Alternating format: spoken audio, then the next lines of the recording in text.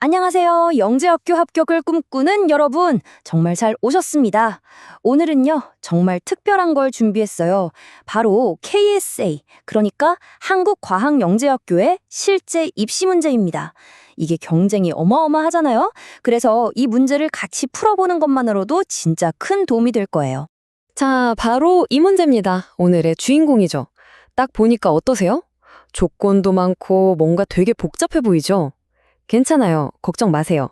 지금부터 저랑 같이 이 얽힌 실타래를 하나씩 차근차근 풀어가 볼 겁니다. 그렇죠. 문제가 길고 조건도 막 얽혀 있으니까 이걸 대체 어디서부터 손대야 하지 하고 막막할 수 있어요. 충분히 그럴 수 있습니다. 근데요, 모든 복잡한 문제에는 반드시 딱 하고 보이는 해결의 실마리가 숨어 있거든요. 우리가 그걸 찾아서 체계적으로 접근하면 생각보다 훨씬 쉽게 풀 수 있습니다. 그래서 오늘은 이렇게 진행해 볼 거예요. 먼저 문제 자체를 뜯어보고요. 3-1에서 경우의 수와 확률을 계산해 볼 겁니다. 그리고 3-2에서는 여기에 숨겨진 재미있는 동치 관계를 찾아볼 거고요. 마지막으로 3-3, 이 확장 문제에 숨어있는 함정까지 파헤쳐 볼 겁니다. 그리고 이 모든 과정이 어떻게 합격으로 이어지는지 그 길까지 한번 같이 가보시죠. 자, 그럼 첫 번째 파트부터 시작해 볼까요?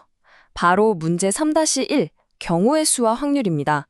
먼저 주어진 규칙에 따라서 조를 짜는 경우의 수가 몇 가지나 나올지 그거부터 한번 구해볼게요. 자, 문제를 풀려면 제일 먼저 뭘 해야 할까요? 맞아요. 조건을 정확하게 파악해야죠. 학생은 총 10명이고요. 3개의 조로 나눕니다. 교실, 복도, 화단. 근데 여기서 진짜 중요한 핵심 규칙이 하나 있어요. 바로 이거. 연속된 번호의 학생은 같은 조에 들어갈 수 없다. 이 조건 하나 때문에 이게 그냥 단순 계산 문제가 아니게 되는 거예요. 훨씬 더 깊이 생각해야 하는 거죠. 이런 복잡한 경우의 수 문제에 꿀팁이 하나 있어요.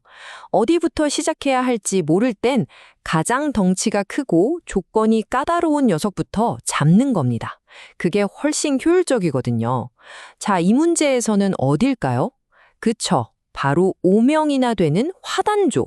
여기가 바로 우리의 시작점입니다. 자, 여기서 아주 중요한 전략이 나옵니다.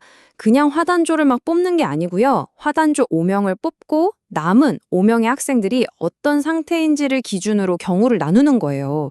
이게 진짜 똑똑한 방법이에요. 남은 5명 사이에 연속된 번호가 하나도 없는 경우를 A 유형, 그리고 연속된 번호가 딱 한 쌍 있는 경우를 B 유형으로 나누는 거죠. 이렇게 하면 다음 계산이 엄청나게 깔끔해져요. 좋아요. 그럼 이제 각 유형별로 경우의 수를 한번 세워볼까요? A 유형은 어때요? 남은 애들끼리 연속 번호가 없으니까 걔네들은 그냥 자유롭게 교실 복도조로 보내면 돼요. 계산이 비교적 간단하죠. 근데 B 유형은 좀 더 신경 써야 해요. 남은 5명 중에 연속된 번호 한 쌍이 있잖아요. 얘네 둘은 같은 조에 들어가면 안 되니까 그 경우를 쏙 빼줘야 합니다. 여기서 실수가 나오면 안 되겠죠? 그래서 계산을 해보면 A 유형에서 20가지가 나오고요. B 유형에서 24가지가 나옵니다. 자, 그럼 이 둘을 합치면 어떻게 될까요? 그렇죠. 전체 가능한 경우의 수는 총 44가지가 되는 겁니다. 자, 아직 3-1이 끝난 게 아닙니다. 두 번째 질문이 남았어요. 화단조 학생들의 번호합이 짝수일 확률은? 하고 묻고 있네요. 이것도 어렵지 않아요. 왜냐하면 우리가 아까 찾아낸 그 패턴들을 그대로 활용하면 되거든요. 금방 답을 찾을 수 있을 겁니다. 우리가 아까 전체 경우의 수가 44가지라고 구했잖아요. 그 중에서 화단조 번호의 합이 짝수가 되는 케이스만 쏙쏙 골라내면 되는 거예요. 자, 표를 한번 보세요. 우리가 찾았던 패턴들 중에서 합이 짝수가 되는 애들을 보니까 네, 이 패턴들이죠. 얘네들의 경우의 수를 다 더하니까 총 몇 가지가 나오나요? 네, 22가지가 나옵니다. 자, 그럼 다 끝났네요. 전체 44가지 중에 우리가 원하는 경우는 22가지. 확률은 얼마죠? 딱 떨어지네요. 2분의 1입니다. 와, 되게 복잡해 보였던데 답은 정말 깔끔하게 나오죠. 좋습니다. 이제 두 번째 파트로 넘어가 볼게요. 3-2인데요. 숨겨진 동치 관계라고 되어 있죠. 여기서 갑자기 현장 체험학습이라는 전혀 다른 이야기가 나와요. 이게 되게 뜬금없어 보이는데 사실 이 두 문제 사이에 엄청난 비밀, 연결고리가 숨어 있습니다. 그걸 찾아내는 게 이번 파트의 핵심이에요. 바로 이 지점에서 수학적 사고의 진짜 재미를 느낄 수 있어요. 한번 보세요. 미화 활동 문제의 학생, 조, 규칙을 현장 체험학습 문제의 요소들이랑 하나씩 짝을 지어보는 거예요. 그렇게 해보니까 어때요? 와, 소름 돋지 않나요? 현장 체험학습 문제가 사실은 우리가 방금 풀었던 미화 활동 문제랑 구조적으로 완전히 똑같은 문제였던 거예요. 옷만 갈아입은 거죠. 겉모습은 다르지만 속은 완전히 똑같은 겁니다. 이렇게 겉으로 보기엔 전혀 다른 두 문제의 답이 왜 똑같이 나오느냐? 그게 바로 수학적 동치성 때문입니다. 이건 정말 중요한 개념이에요. 문제의 배경 이야기는 달라도 그 속에 있는 기본 구조, 그리고 제약 조건이 같다면 결과, 즉 경우의 수도 똑같이 나올 수밖에 없다는 원리죠. 자, 드디어 이 문제의 마지막 관문 3-3입니다.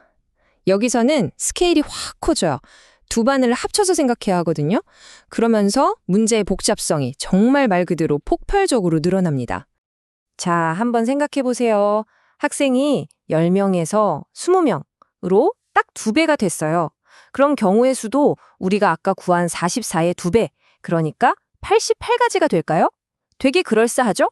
근데 문제에서는 답이 그것보다 훨씬 크다고 힌트를 주고 있어요. 왜? 그냥 2배가 아닌 걸까요? 도대체 무슨 일이 벌어진 걸까요? 그 비밀은 바로 교차 조합에 있습니다. 이게 핵심이에요.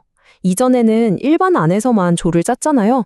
근데 이제는 일반 학생이랑 2반 학생을 섞어서 조를 만들 수 있게 된 거예요. 예를 들어 복도조 2명을 1반에서 1명, 2반에서 1명 뽑을 수 있게 된 거죠. 이렇게 되면서 이전에 아예 존재하지도 않았던 새로운 조합의 수가 정말 어마어마하게 폭발적으로 늘어나는 겁니다. 물론 영재랑 채민이는 같은 조 안 돼 라는 새로운 조건이 추가되긴 했지만 그건 이 폭발적인 증가량에 비하면 정말 사소한 제약인 거죠. 그래서 답이 88보다 훨씬 커지는 겁니다. 자, 어떠셨나요? 처음엔 정말 막막해 보였던 KSS 문제를 우리가 이렇게 단계별로 착착 분해하면서 그 안에 숨어있던 논리들을 하나씩 다 파헤쳐 봤습니다. 바로 이런 과정, 이렇게 문제를 뜯어보고 분석하는 능력이야말로 합격으로 가는 가장 중요한 열쇠입니다. 특히 영재학교 입시는요, 그냥 공식 외워서 숫자 대입하는 걸 원하는 게 아니에요. 그건 누구나 할 수 있잖아요. 그게 아니라 이 문제 뒤에 어떤 수학적 원리가 숨어 있는지, 그리고 왜 답이 이렇게 나올 수밖에 없는지를 깊이 있게 이해하는 사고력, 바로 그걸 보고 싶은 겁니다. 이 점을 절대로 잊으시면 안 돼요. 오늘 우리가 함께 이 문제를 풀어본 것처럼 영재학교 과학고 합격수학으로 체계적으로 공부하면서 이런 문제 해결 능력을 차근차근 길러나간다면 여러분이 그토록 바라는 합격의 꿈은요, 더 이상 꿈이 아니라 현실이 될 겁니다. 절대 포기하지 마시고 끝까지 힘내서 도전하시길 바랍니다.